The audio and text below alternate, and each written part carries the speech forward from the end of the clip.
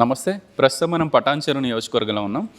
ఈ మార్కెట్ కమిటీకి సంబంధించి కొత్త పాలక వర్గాన్ని ఎన్నుకునే విషయంలో గూడెం మైపాల్ రెడ్డి వర్సెస్ కాటా శ్రీనివాస్ గౌడ్ అన్నట్టుగా కొంత రాజకీయం సాగుతుంది.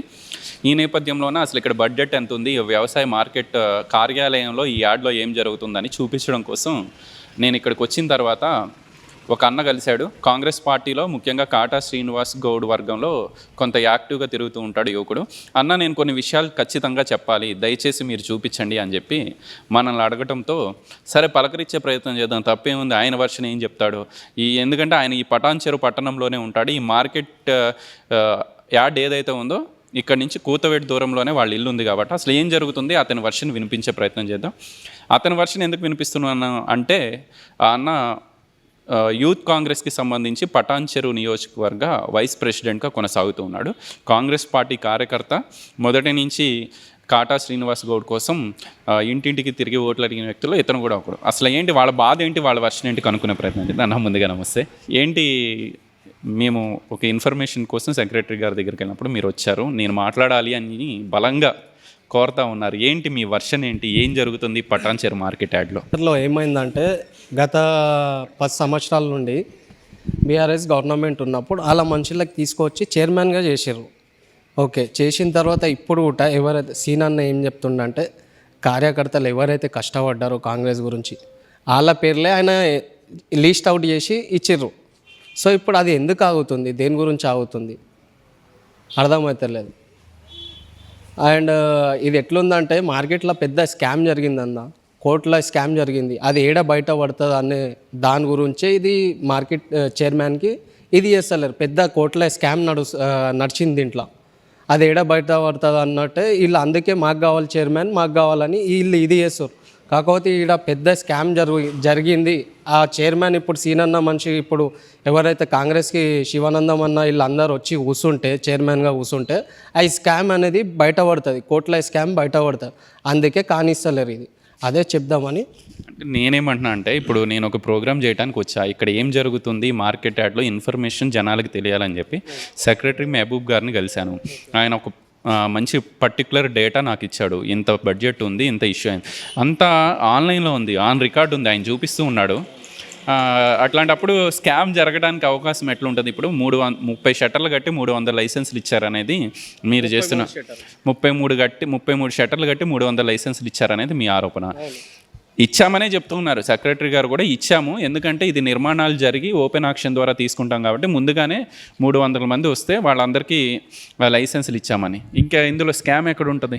సరే, ఆ లైసెన్స్లు ఎవరికి ఇచ్చారు, ఏ మనుషులకి ఇచ్చారు, ఎంతమందికి ఎన్ని లైసెన్సులు ఇచ్చారు, పైసలు ఎంత ఇస్తే ఇచ్చారు, అది కూడా బయట రావాలి కదా.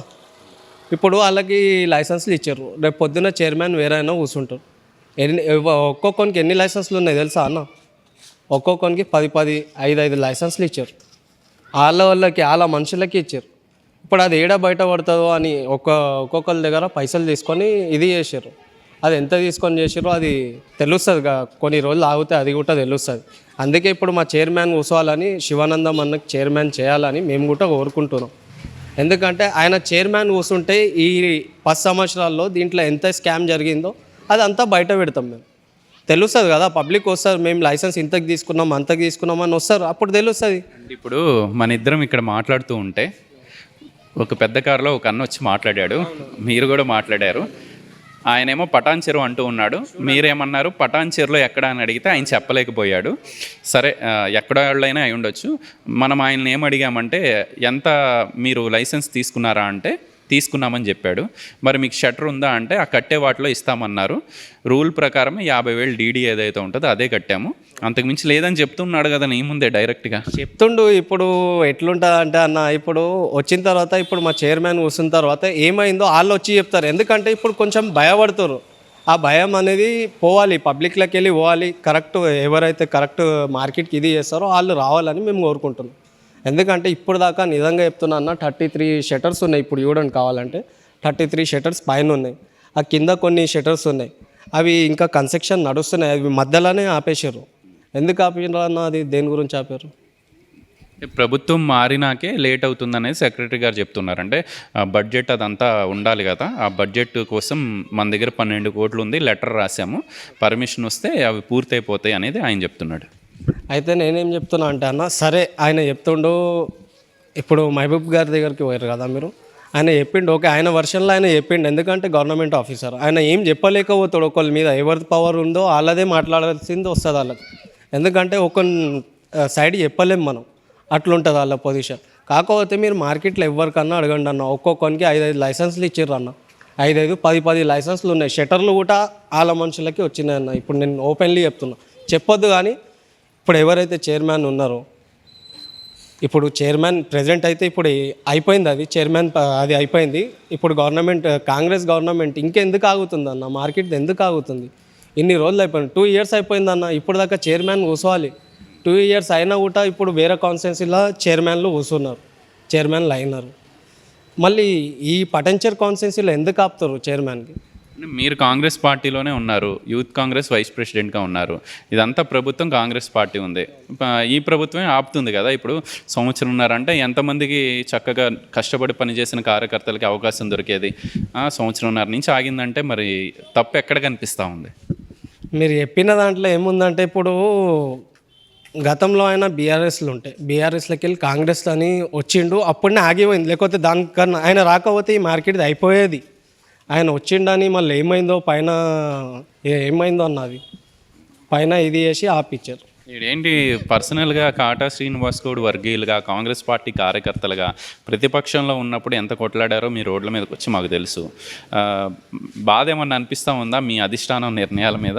ఇంత పార్టీ గురించి కష్టపడ్డాం అన్న, పార్టీ కూడా మమ్మల్ని గుర్తించాలి. ఎందుకంటే నాకని కాదు, ప్రతి ఒక్క కాన్స్టిట్యున్సీలో చెప్తున్నా, కార్యకర్తలు ఎవరైతే కష్టపడ్డారో వాళ్ళకి ఏదో ఒకటి చూపించాలి, పార్టీ కూడా చూపించాలి. ఎందుకంటే పార్టీ గురించి వాళ్ళు 10 సంవత్సరాలు గవర్నమెంట్ లేనప్పుడు కొట్లాడి ఇప్పుడు కాంగ్రెస్ గవర్నమెంట్ తెచ్చినందుకు వాళ్ళకి ఏమన్నా చేయాలి.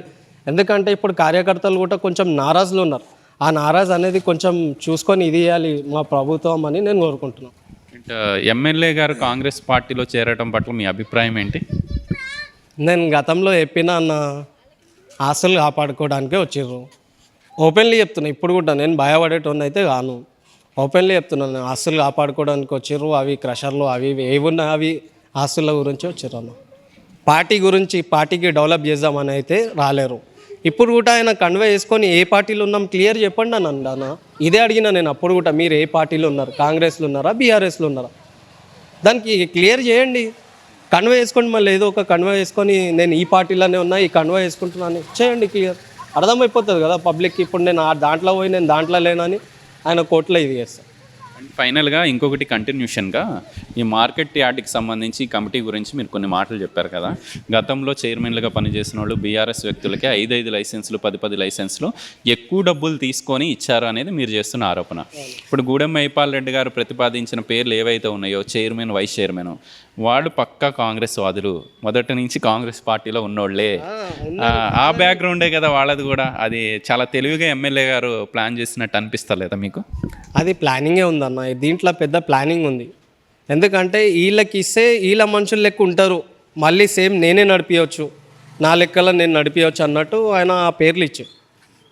ఎందుకంటే పాతోళ్ళు కష్టపడిన వాళ్ళు ఎవరన్నా, ఎవరు కష్టపడ్డారు కనిపిస్తలేదా పార్టీకి కూడా? నేను చెప్పొద్దు, ఇప్పుడు నేను ఒక youth Congress constituency vice president కానీ చెప్పొద్దు, ఎందుకంటే ఇప్పుడు కష్టపడినోనికి ఇది లేకుండా పోయిందన్న.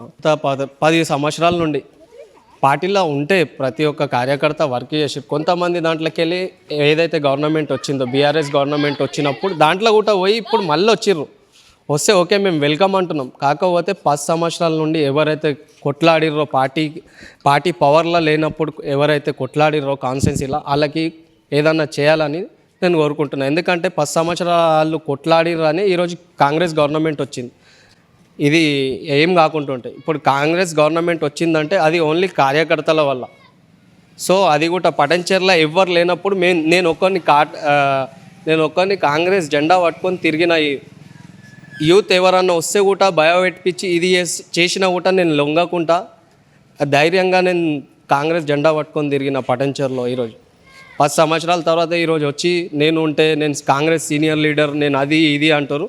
కాకపోతే సీనన్న ఎవరికి చేయాలో ఎట్లా చేయాలో ఎవరికి ఏమి ఇవ్వాలో సీనన్న ఇస్తాడు, ఆ నమ్మకం మాకుంది. ఇక్కడ చెప్తున్నా అన్న, ఇప్పుడు మొన్న వచ్చిన వాళ్ళు ఆ పోస్టులు ఈ పోస్టులు తీసుకుంటారు, కొత్తగా వచ్చిన వాళ్ళు. మళ్ళీ పాతలు ఎవరైతే కష్టపడ్డారో వాళ్ళకి పోస్టులు ఇవ్వద్దా అన్న? వాళ్ళకు కూడా రావాలి కదా. వాళ్ళు కష్టపడిన దేని గురించి నాకు కూడా ఒక పోస్ట్ వస్తుంది, నాకు కూడా ఒక వాల్యూ వస్తుంది, నాకు ఒక ఇజ్జత్ వస్తుంది. నేను కూడా పబ్లిక్లో తిరిగి పబ్లిక్కి ఇది చేద్దాం, సేవ చేద్దాం, పబ్లిక్కి మనం కూడా ఇదే ఎదుగుదామని కదా వాళ్ళది. ఇప్పుడు ఎవడో వస్తాడు పైసలు పెట్టుకొని వస్తాడు, నేను అయిపోతా అని వస్తే అట్లా కాదు కదా అన్న. కష్టపడినోనికి గుర్తించి ఇవ్వాలి. సో ఇది ఓవరాల్గా ఇతని మాటల్లో, ఎందుకంటే పటాన్చెరు యూత్ కాంగ్రెస్ వైస్ ప్రెసిడెంట్గా ఎలక్టెడ్ వైస్ ప్రెసిడెంట్గా కొనసాగుతూ ఉన్నాడు ఉమర్ అన్న. కాన్స్టిట్యున్సీ పటాన్చెరు కాన్స్టిట్యున్సీకి సంబంధించి ఆయన మాటల్లో బాధ ఆవేదన ఆయన చెప్పకపోయినా మనకు అర్థమవుతుంది. ఎందుకంటే వీళ్ళు 10 సంవత్సరాల పాటు ఈ బీఆర్ఎస్ ప్రభుత్వం ఉన్నప్పుడు రోడ్లెక్కి కొట్లాడిన వ్యక్తులు వీళ్ళంతా. వాళ్ళు ఒకటే చెప్తూ ఉన్నారు, కష్టపడి పనిచేసిన కార్యకర్తలకు న్యాయం జరగాలి. కేవలం ఇది కార్యకర్తలకు నాయకులకు న్యాయం కాదు, చాలా అవినీతి జరిగింది గత ప్రభుత్వంలో. ఆ అవినీతిని అంతా బయటకు తీసి ఈ మార్కెట్ యార్డ్ డెవలప్ అవ్వాలన్నా, ఈ నియోజకవర్గం డెవలప్ అవ్వాలన్నా నిజమైన కాంగ్రెస్ కార్యకర్త ఎవరో వాళ్ళ చేతుల మీదుగా పని నడిస్తే, నిజమైన నాయకుడు ఎవరో వాళ్ళ చేతుల మీదుగా కార్యక్రమాలు నడిస్తేనే అభివృద్ధి అనేది కనపడుతుంది అనేది అతను వర్షంగా చెప్తున్నాడు. చూడాలి ఈ మార్కెట్ కమిటీకి సంబంధించి మరి ఏం జరగబోతూ ఉంది. గూడెం మైపాల్ రెడ్డి గారు మనుషులు చైర్మన్ అవ్వబోతూ ఉన్నారా, లేకపోతే కాటా శ్రీనివాస్ గౌడ్ గారు ప్రతిపాదించిన పేర్లున్న ఆ వ్యక్తులు చైర్మన్ అవుతారా అనేది చూడాల్సి ఉంది.